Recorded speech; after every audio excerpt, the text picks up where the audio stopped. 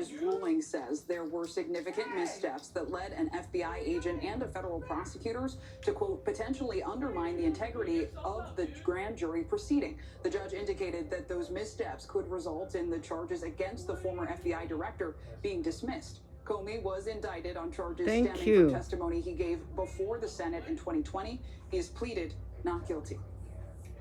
President Trump signed an executive order on Friday rolling back tariffs on a handful of food products. That move comes after nationwide complaints that grocery bills are getting way too high.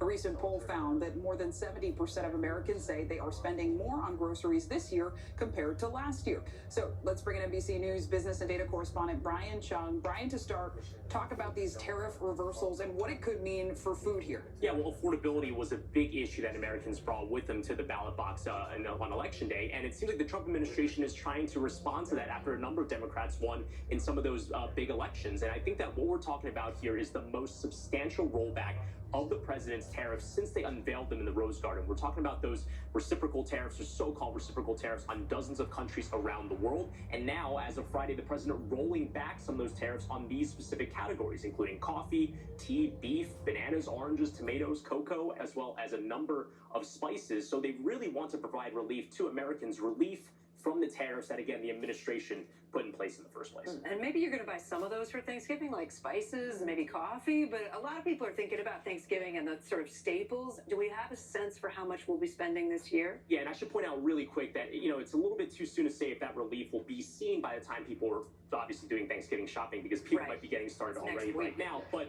nonetheless, there is some good news. Wells Fargo is saying that the cost of a Thanksgiving dinner, at least for 10, it's going to depend on how big your family is and what you're cooking, is actually down. 3.7% is actually the decline that we've seen in specifically turkey prices. That's a big expenditure for people, of course, depending on how big of a bird you're going to get. But nonetheless, there are a number of companies that are offering these Thanksgiving meal prices. When you take a look, for example, at Aldi, they're offering a $40 Thanksgiving haul that will cover 10 people, as well as Walmart offering a $40 meal as well that would also cover 10 people. So there are some savings to be had out there for people that want to make sure they can keep their Thanksgiving dinner on a budget this year. Love that. I mean, what are we hearing from the Trump administration at this point, both on the economy and food? Yeah, well, again, we're seeing it in the actions by the fact, in the fact that they decided to roll back some of these tariffs on these items that people buy on a regular basis. But the Trump administration, even getting some words from the president himself, who said over the weekend that affordability is something that Americans are thinking about. He keeps pointing to the Walmart deal, saying that it is 25% cheaper this year than last year, saying it's a win